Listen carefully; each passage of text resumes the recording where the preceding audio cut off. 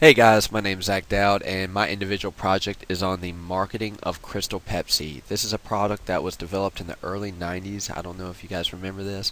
It was a clear version of Pepsi, and it came and left pretty fast, and we're going to go over this. So why Crystal Pepsi? It is a clear beverage that it was making the consumers think it was healthier. This is a fad that was going on in the early 90s that was basically aimed at consumers that want to drink a healthier drink. This product was caffeine free, and the marketing fad was all about clarity equals purity, almost like water. A lot of companies did this. They tried to aim at the consumer that really did away with sodas and tried to live a healthier lifestyle. The slogan that Crystal Pepsi went by is, "You've never seen a taste like this."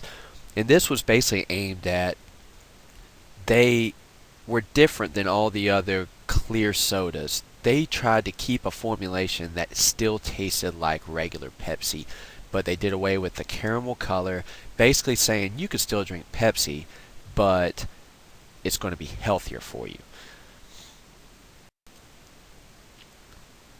So, a little bit of history about Crystal Pepsi.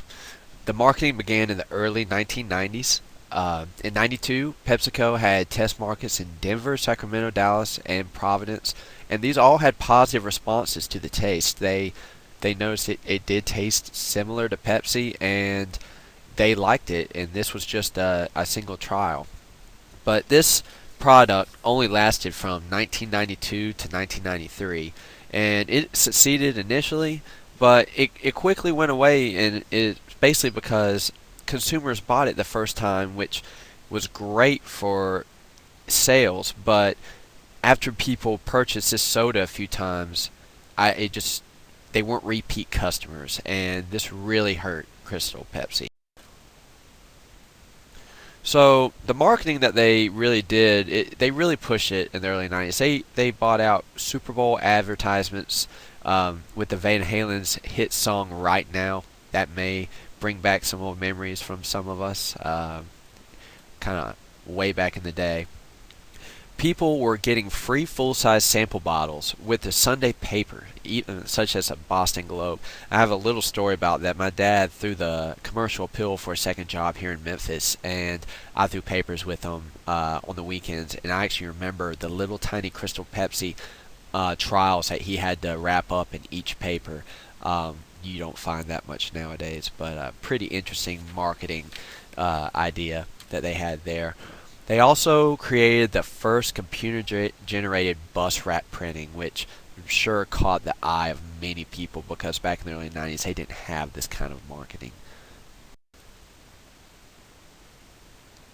The competition, we all may remember Clearly Canadian. This was a clear soda, and it was carbonated, but they went the route of fruity tasting, and honestly, I think you could still find these in stores at some places. It's not nearly as popular as it was now.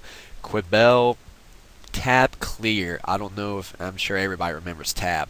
This was basically Coca-Cola's version of Crystal Pepsi, and basically their main competitor, Sprite and 7 Up. And they tried to stay away from Sprite and 7 Up's consumers. That's why they kept the same Pepsi flavor, because it's going to be hard to draw away the Sprite and 7 Up consumers, and we all know that those two sodas definitely stayed successful. They're still around nowadays. The marketing target, it basically targeted healthy consumers. Um, they wanted to compete with all the other clear soda consumers, and for them to do that, they really had to push that they were healthy. And what they had over the other consumers is that they wanted to taste still like Pepsi, so they could almost draw away some of their Pepsi consumers to drink Crystal Pepsi, and they think that they're drinking healthier, but at the same time they don't have to give up that same great Pepsi taste. They also aimed for anyone looking to drink a lighter soda. A lot of us, even nowadays, don't like drinking the heavy Coca-Cola products. A lot of people like the Sprite, 7 Up. It doesn't feel as heavy on the stomach. So why did it fail? There wasn't that big of a difference between Crystal Pepsi and normal colas. Um, yeah, it was caffeine free and it had fewer calories, but it really wasn't that big difference. And that led to the consumers were not sold on the idea that it was a healthier drink. The consumers are very smart people and they look at the nutritional facts, and the nutritional facts state the similarities between regular Pepsi and Crystal Pepsi. So that's basically why it failed. It did not attract the marketing target that they were aiming for. They were aiming for healthy consumers, and healthy consumers knew that it was not healthy. So it was not a big difference between normal colas. They tried several variations of the formulas before trials, and they decided to keep that same Pepsi taste, and it did not work. So then they chose a lighter, smoother taste and changed it. And that just leads to confusion among consumers. All of a sudden, the whole taste changed. And consumers were interested in trying this, but they weren't repeat customers. They purchased it, tried it, thought it was okay, and whether the Pepsi drinkers liked their Pepsi and didn't think it was worth it, or the healthy consumers realized it wasn't healthy, they tried it just to try it, and they did not repeat buying it. Was it a healthier drink? It had no caffeine, no caramel color, 20 less calories than regular Pepsi. So healthy consumers just weren't sold on it. It wasn't that much healthier, especially if you look nowadays to Coca-Cola Zero and all these other Coke products or Pepsi products that really push 0 calories, zero sugar, etc., etc. So it wasn't even that healthy of a drink. So how could they have done better with their product? Ideas on a better marketing plan. They could have tried different flavors to compete. They could have competed with Clearly Canadian. They didn't have to keep this same Pepsi flavor to start out with and then actually go about a different flavor when they realized it wasn't being successful. They could have formulated a drink that was actually healthy. They didn't have to just reduce the Pepsi nutritional facts. They could have really went a different route with this and been one of the first to produce a healthy drink and maybe gotten some of those consumers and just went a different route. They also could have performed the right research and development on this product before it was released to the public.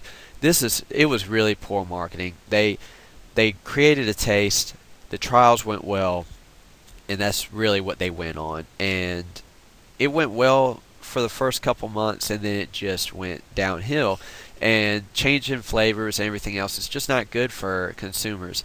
They could have really done some research here and thought of different strategic plans as far as different flavors and really going a different way, and this could have went off well. David C. Novak of Yum, chairman, quoted this. It was a tremendous learning experience. I still think it's the best idea I ever had and the worst executed. A lot of times as a leader you think, they don't get it. They don't see my vision. People were saying we should stop and address some issues along the way, and they were right. It would have been nice if I'd made sure this product tasted good. Once you have a great idea and you blow it, you don't get a chance to resurrect it. And that's just something to remember. This was a great idea. I honestly wish they would bring it back. I remember as a kid really thinking it was cool to drink a clear soda that didn't taste lemon lime, at least at first.